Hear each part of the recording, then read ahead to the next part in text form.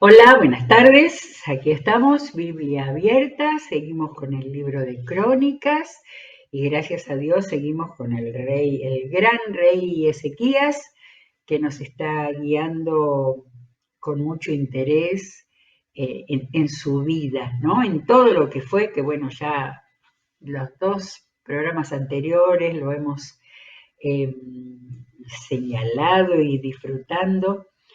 Pero bueno, en la vida siempre hay problemas y también Ezequías tuvo que enfrentar problemas muy graves y en este caso de guerra. Pero hay una característica, hoy tenemos un nombre del programa que suena raro. Eh, Estaba a punto de cometer un error y decir que me parece que en la Biblia tenemos un mismo episodio contado en tres lugares diferentes, ¿no? El error está en que tenía que decir en el Nuevo Testamento. No estoy segura, pero haciendo el seguimiento que vamos a hacer hoy, dije realmente algo, dos veces sí, en dos libros, todo el tiempo estamos viendo, en los dos libros que estamos siguiendo, en Crónicas y también las crónicas escritas anteriormente que fueron llamados libros de los reyes. Pero el error era porque en el Nuevo Testamento tenemos cuatro evangelios y tenemos muchos de los sucesos de la vida de Jesús, los más importantes están en los cuatro evangelios, ¿sí? De manera que es del Antiguo Testamento donde me parece encontrar eh, esto tan interesante de entender, no de decir livianamente, esto ya estaba en el otro libro, y nos vamos a encontrar con algo bastante sorprendente. Bueno, voy a empezar con la lectura en lo que estamos, a dónde vamos y a dónde hemos llegado, que Segunda de Crónicas, capítulo 32, después de haber terminado el capítulo 31, todo lo que emprendió para el servicio del templo de Dios, lo hizo de todo corazón, de acuerdo con la ley y el mandamiento de buscar a Dios, y tuvo éxito. De manera que estos capítulos anteriores son ejemplo para todo el que tiene que emprender algo, funcionarios, gobernantes, etc. En el capítulo 32 que empezamos hoy, vamos a encontrarnos con las dificultades. Voy a leer primero los primeros 9 versículos del capítulo 32, del 1 al 9, que no están en ninguno de los otros libros que vamos a leer. De manera que vamos a ver, eh, como siempre y como es el espíritu de esta lectura de crónicas, vamos a ver la manera del rey Ezequías de enfrentar los problemas, aún de los más grandes. Después de semejante muestra de fidelidad por parte de Ezequías, Sennacherib, rey de Asiria, marchó contra Judá y sitió las ciudades fortificadas, dispuesto a conquistarlas. Nos aparece el espíritu, no, nos aparece el imperio asirio. Cuando Ezequías se enteró de que Sennacherib se dirigía también hacia Jerusalén con el propósito de atacarla, se reunió con sus jefes civiles y militares y les propuso cegar los manantiales que había fuera de la ciudad, y ellos lo apoyaron. Entonces se juntó mucha gente y entre todos cegaron los manantiales y el arroyo que atravesaba la región. Qué pena, ¿no? Qué pena cegar manantiales, arroyos, pues no querían que al llegar los reyes de Asiria encontraran agua en abundancia. Me impresiona el cronista poniendo los reyes de Asiria, habla solo de Sennacherib, pero quizás mostrando el terror que ese aviso debe haber traído. Armándose de valor, Ezequías reconstruyó toda la muralla que había sido derribada y levantó torres sobre ella. También construyó un muro exterior, fortificó los terraplenes de la ciudad de David y mandó fabricar muchas lanzas y escudos, armas.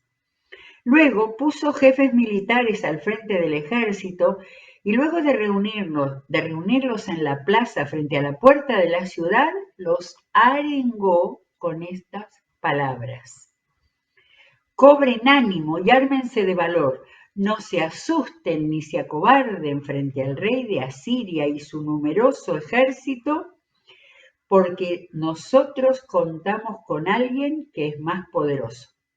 Él se apoya con la fuerza humana, mientras que nosotros contamos con el Señor nuestro Dios, quien nos brinda su ayuda y pelea nuestras batallas. Al oír las palabras de Ezequías, rey de Judá, el pueblo se tranquilizó.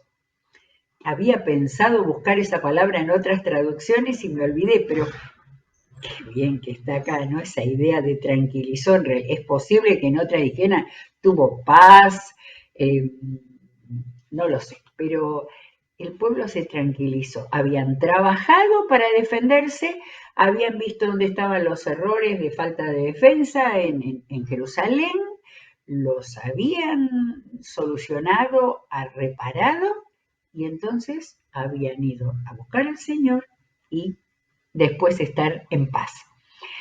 Del 1 al 8 leímos del 1 al 8 de Segunda de Crónicas 32, y el cronista que escribía para los que habían vuelto del exilio por ahí, por el año 500 y menos, ya está, ya terminó. Pero fui a ver Segunda de Reyes, a ver qué teníamos para poder. Eso que acabamos de leer no está en ningún lado, solamente en Segunda de Crónicas. Pero entonces vamos a ver. Segunda de Reyes 18:13, donde hay dos líneas. En el año 14 del reinado de Ezequías, Sennacherib, rey de Asiria, atacó y tomó todas las ciudades fortificadas de Judá. Ahí empezó el conflicto. Y lo que tenemos acá ahora no lo teníamos en Segunda de Crónicas. Me voy al... no, sigo leyendo. Entonces Ezequías le envió este mensaje al rey de Asiria que se encontraba en Laquis. He actuado mal, si te retiras te pagaré cualquier tributo que me impongas. El rey de Asiria le impuso a Ezequías, rey de Judá, un tributo de 9.900 kilos de plata y 990 kilos de oro. Así que Ezequías le entregó a Sennacherib toda la plata que había en el templo del Señor y en los tesoros del palacio real. Fue entonces cuando Ezequías, rey de Judá, les quitó a las puertas y los quiciales del templo del Señor el oro con que él mismo lo había cubierto y se lo entregó al rey de Asiria. Este pasaje está solamente acá en Segunda de Reyes. Como que el cronista de Crónicas, tantos años después del exilio, no era tan importante. Bueno, ahora seguimos en cómo sigue. Nos vamos de nuevo a Crónicas y vamos a ver cómo cómo Ezequías se enfrenta el problema. Acá en el 9 de Segunda de Crónicas, repite eso que leímos recién. Sennacherib, que en ese momento se hallaba en Laquis, con todo su ejército envió a sus oficiales para que les dijeran a Ezequías, rey de Judá, y a todos los de Judá que estaban en Jerusalén. Y acá tenemos el discurso de Sennacherib.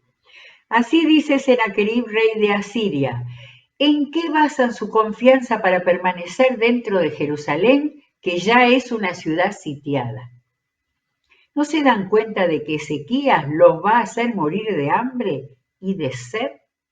Él los está engañando cuando dice que el Señor su Dios los librará de mis manos.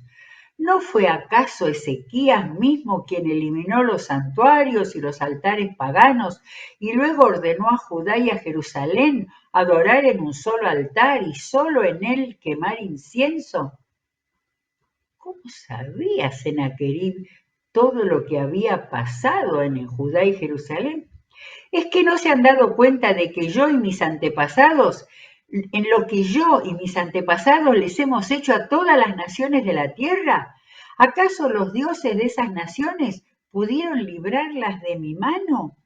Pues así como ninguno de los dioses de esas naciones que mis antepasados destruyeron por completo pudo librarlas de mi mano, tampoco este Dios de ustedes podrá librarlos de mí.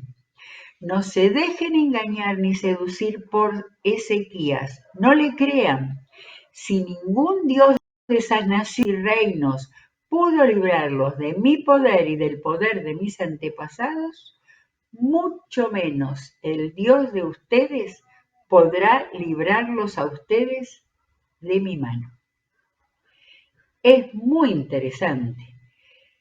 El poderoso rey de los asirios estaba confrontando no al pueblo, al Dios de Judá con todos los dioses de los pueblos que sus antepasados habían vencido. Es realmente impresionante. O sea, Sennacherib quiso trabajar la moral del pueblo de Judá, que ya se había preparado, que se había parapetado, que había hecho muchas cosas. Y sin embargo, así vino este primer golpe, trabajarles la moral. Bueno, yo tengo que ir mirando despacito porque como tengo lectura en 3 lados, para ver cómo seguimos. Estamos en Primera de Crónicas y vamos a ir ahora directamente a Segunda de Reyes, a ver cómo en Segunda de Reyes nos aparece este relato.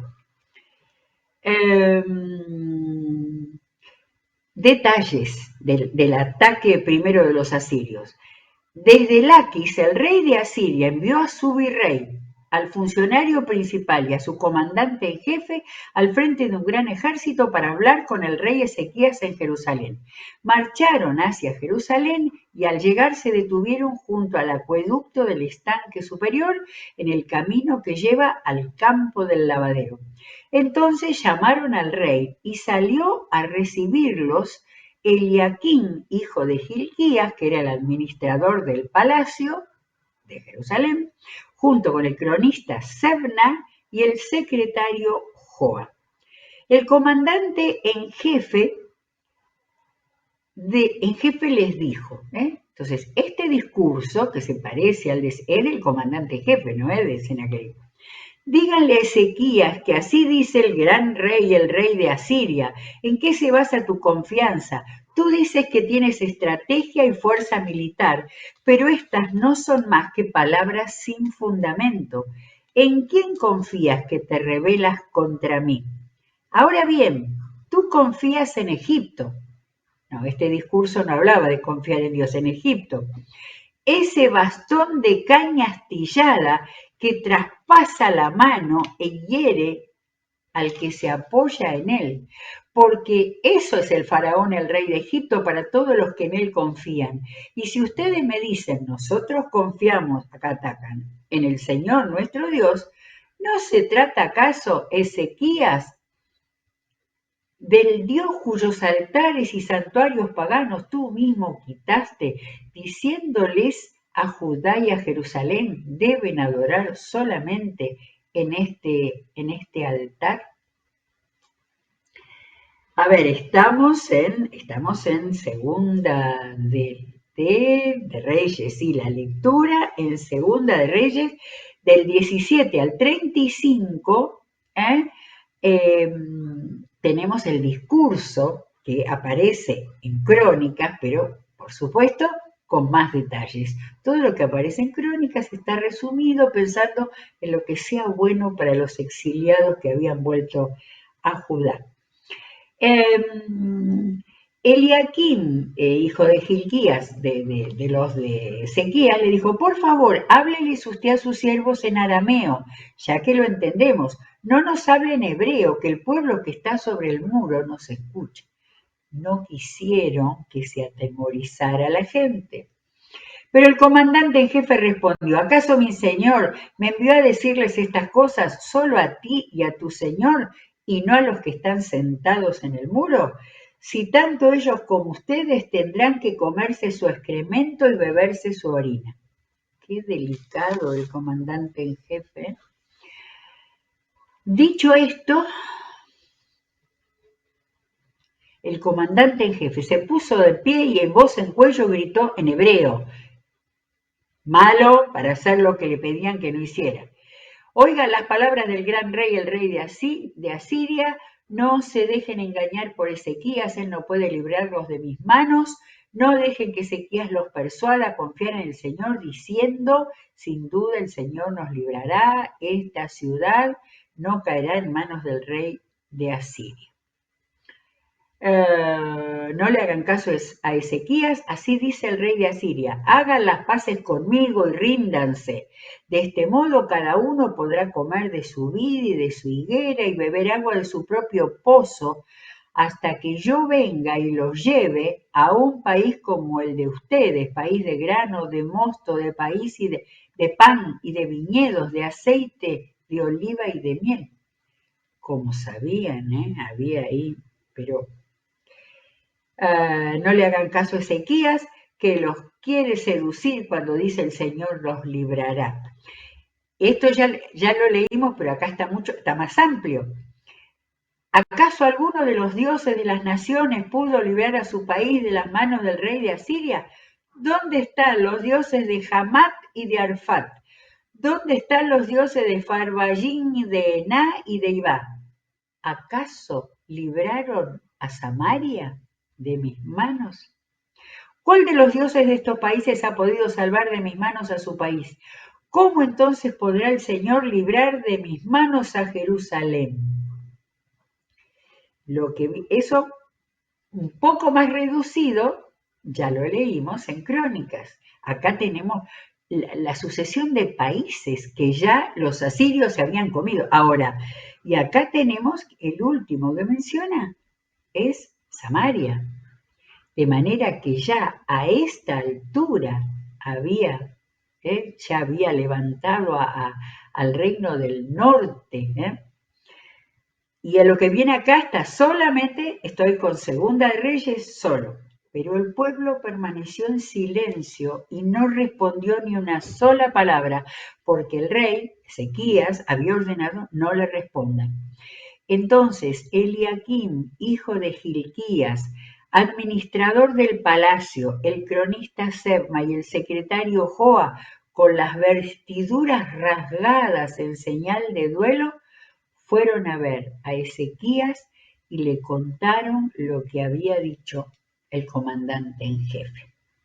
De manera que hasta ahora leímos lo que en Reyes nos dice que el discurso para amedrentarlos y para basurear al Dios de Israel, al Dios de Judá en este caso, mucho más largo que el que leímos en Crónicas. Bien, esperen a ver cómo seguimos ahora. Ya tenemos que ir a el capítulo 19 de Segunda de Reyes, ¿sí? Porque lo que tenemos en Crónicas lo vamos a ver ahora, todavía tenemos un pedacito de el capítulo 32 de Crónicas. Espero que no se mareen, el que lo sigue con la Biblia dando vuelta, muy bueno, pero estamos viendo de qué manera en dos épocas distintas se ponía al pueblo a que supiera todos los detalles o que supiera simplemente lo más importante y sobre todo lo que era más inspirador. Bueno, acá tenemos que del 20, fíjense, del 20 al 23 de nuestro libro base, Crónicas, está resumido el final de esto. Después vamos a volver a Reyes. Por este motivo, ¿no? Después dice, en el 20, por ese motivo el rey Ezequías y el profeta Isaías, hijo de Amós, y nos aparece acá Isaías, clamaron al cielo en oración, de manera que Ezequías tenía a su lado a Isaías y volví a mirar Isaías 1 y dice que Isaías fue profeta desde Usías, menciona otros dos reyes, hasta Ezequías. De manera que todo acá, detrás de todo esto estaba el profeta Isaías. Entonces, el rey Isaías clamaron al cielo en oración. Entonces el Señor envió un ángel para que exterminara a todos los soldados y a los jefes y capitanes del campamento del rey de Asiria, y éste tuvo que volver avergonzado a su país. Al entrar en el templo de su Dios, sus propios hijos lo asesinaron. Así salvó el Señor a Ezequías y a los habitantes de Jerusalén de la mano de Sennacherib, rey de Asiria, y de todos sus enemigos, y les dio paz en todas sus fronteras. El rey bueno hasta fue salvado del peor peligro que le tocó enfrentar. Entonces, muchos fueron a Jerusalén con ofrendas para el Señor y regalos para Ezequías, rey de Judá. De este modo aumentó el prestigio de Ezequías entre todas las naciones. Nada más, solo el capítulo 32 de este episodio tan difícil que tuvo que pasar Judá, Jerusalén y todos los demás. Pero acá entonces vamos de nuevo a Segunda de Reyes y en el 19 sigue, es decir, hay más detalles, está este mismo relato, pero con más detalles. Cuando el rey Ezequías escuchó esto, se rasgó las vestiduras, antes había dicho que el pueblo, ¿no? Se rasgó las vestiduras. Es así, esperen que no esté... No dice. El pueblo lo había hecho. Y fue al templo del Señor. Además, envió a Eliaquín, al administrador del palacio, al cronista y a los sacerdotes más ancianos, todos vestidos de luto, para hablar con el profeta Isaías, hijo de Amós. En Crónica ya está Isaías ahí ubicado. Acá nos indica quiénes fueron a llamarlo. Y le dijeron, así dice Ezequías, hoy es un día de angustia, castigo y deshonra, como cuando los hijos están a punto de nacer y no tienen fuerzas para darlos a luz. Tal vez el Señor tu Dios oiga todas las palabras del comandante en jefe, a quien su señor, el rey de Asiria, envió para insultar al Dios viviente.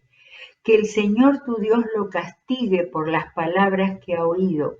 Eleva pues una oración por el remanente del pueblo que aún sobrevive. Y el pueblo que aún sobrevive, estamos en Reyes, el pueblo que aún sobrevive era el pueblo de Israel, que ya había sido llevado gran parte a Siria y que había quedado desmembrado con pocos habitantes, que son los que se habían ido acercando a Judá y que habían estado en la Pascua. Eso es un momento de lo malo. Quedó que en Israel había quedado gente que quiso volver a Judá y volver al templo y volver a Jerusalén.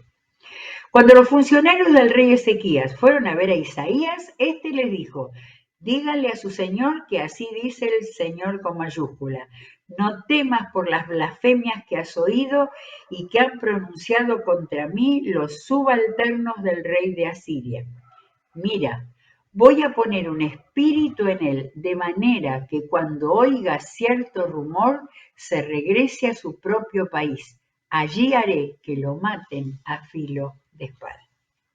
De manera que acá tenemos todo el fondo de lo que pasó, mientras que en Segunda Crónicas tenemos la resolución.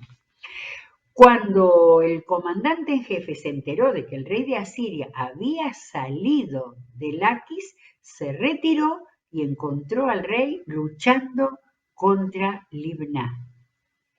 Luego Sennacherib recibió el informe de que Tiracá, rey de Cus, allá lejos, junto a Egipto, pero claro, el imperio sirio llegó a Egipto y a Cus. Entonces, Sennacherib recibió el informe que Tiracá había salido para luchar contra él, así que una vez más envió mensajeros a Ezequías para que le dijeran: tú, Ezequías, rey de Judá, no dejes que tu Dios en quien confías te engañe cuando dice no caerá Jerusalén en manos del rey de Asiria. Sin duda, te habrás enterado de lo que han hecho los reyes de Asiria en todos los países, destruyéndolos por completo. ¿Y acaso tú vas a librarte? ¿Acaso tus dioses libraron sus dioses a las naciones que mis antepasados han destruido? Y acá tenemos más nombres de los que decía antes. Gozán, Harán, Reseb, la gente de Edén que vivía en Telasar. ¿Dónde están el rey de Hamat, el rey de Arfad, el rey de las ciudades de Zafarbayín o de Ena? Hoy va. Todos, los destruimos a todos. Y sigue acá la oración de Ezequías, que no está igual en Crónicas. Ezequías tomó la carta de mano de los mensajeros, hubo una carta ahí, y la leyó. Luego subió al templo del Señor, la desplegó delante del Señor y en su presencia oró así: Señor, Dios de Israel, entronizado sobre los querubines, solo tú eres el Dios de todos los reinos de la tierra. Qué proclamación, ¿eh? Para cuando creemos que Dios no está, o no están los pueblos de la tierra con Dios, pero Dios está es el Dios de todos los reinos de la tierra. Tú has hecho los cielos y la tierra. Presta atención, Señor, y escucha. Abre tus ojos, Señor, y mira. Escucha las palabras que Sennacherib ha mandado a decir para insultar al Dios viviente. Es verdad, Señor, que los reyes asirios han asolado todas estas naciones y sus tierras, han arrojado al fuego sus dioses y los han destruido, pero no eran dioses, sino solo madera y piedra, obra de manos humanas. Ahora pues, Señor y Dios nuestro, por favor, sálvanos de su mano para que todos los reinos de la tierra sepan que solo tú, Señor, eres Dios. Maravillosa esa oración. Nosotros solamente habíamos tenido que habían en Crónicas, nuestro libro de base en Crónicas, que Ezequías e Isaías habían clamado al Señor, pero la oración está en Segunda de Reyes. Y ahora viene, es tremendo esto, y no nos va a alcanzar el tiempo, así que voy a pasar a otro punto y después vamos a volver a todo lo que nos falta. El final de Ezequías. Por aquellos días, muchos más, ¿no? Porque lo anterior que teníamos en Crónica es que aumentó el prestigio de Ezequías entre todas las naciones y volvió la prosperidad y recuperaron todo. Por aquellos días Ezequías se enfermó gravemente y estuvo a punto de morir. Entonces oró al Señor, quien le respondió y le dio una señal extraordinaria. Pero Ezequías no correspondió al favor recibido, sino que se llenó de orgullo. Y esto lo cuenta Esdras en Crónicas. Eso hizo que el Señor se encendiera en ira contra él y contra Judá y Jerusalén. Luego Ezequías, junto con los habitantes de Jerusalén, se arrepintió de su orgullo, y mientras él vivió, el Señor no volvió a derramar su ira entre ellos. Solamente este pedacito de la enfermedad y curación. Y vamos a Reyes, a ver si podemos leer. Sí, vamos a leer simplemente cómo cuenta en Segunda de Reyes, que es el libro de los reyes, de los anales de los reyes. Vamos a ver cómo cuenta la enfermedad de Isaías. Por aquellos días, la enfermedad de Ezequías. Por aquellos días Ezequías se enfermó gravemente y estuvo a punto de morir. El profeta Isaías fue a verlo y le dijo, así dice el Señor, pon tu casa en orden porque vas a morir, no te recuperarás. Ezequías se volvió el rostro hacia la pared y le rogó al Señor, recuerda, Señor, que yo me he conducido delante de ti con lealtad y con un corazón íntegro y que he hecho lo que te agrada. Y Ezequías lloró amargamente. No había salido Isaías del patio central cuando le llegó la palabra del Señor. Regresa y dile a Ezequías, gobernante de mi pueblo, que así dice el Señor, Dios de su antepasado David. He escuchado tu oración y he visto tus lágrimas.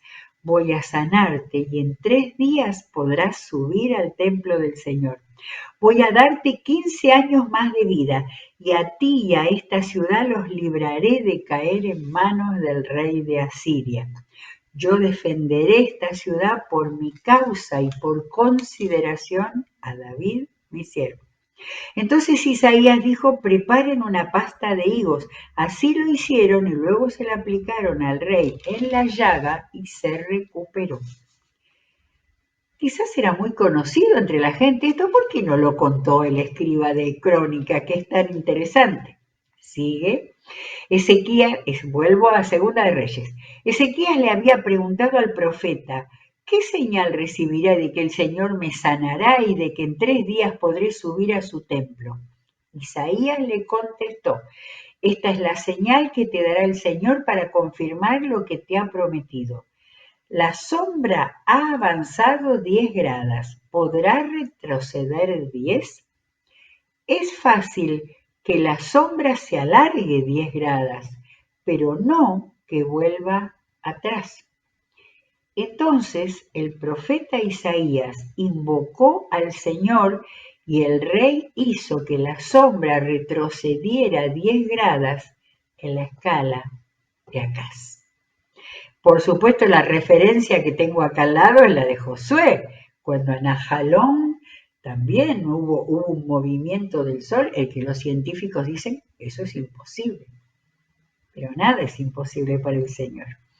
De manera que, bueno, y acá viene, pero ya no tenemos más tiempo, otro pasaje de un hecho que no sé si está un poquitito muy resumido, claro, en Crónicas está todo resumido, pero entonces quedamos en Segunda de Reyes 20:12 para terminar de leer esto y vamos a leer otro pasaje que es el de la prosperidad de los últimos tiempos de Ezequías, que por supuesto siempre lo cuenta Crónicas. Y nos falta ver qué pasa con Isaías. Isaías nos aparece en Crónicas y en Reyes, pero también aparece en capítulos enteros del libro de Isaías, por haber sido tan importante este rey y toda, más que nada, la obra del Señor contra el rey de Asiria y a favor de Jerusalén y Judá. Bueno, seguimos con fantásticos momentos, con la obra de Dios extraordinario y no dejemos de ver, no nos quedemos con el cuento, el relato, sino Dios actuando, Dios corrigiendo y Dios obrando milagros, absolutamente milagros. Que Dios los bendiga. Seguimos mañana.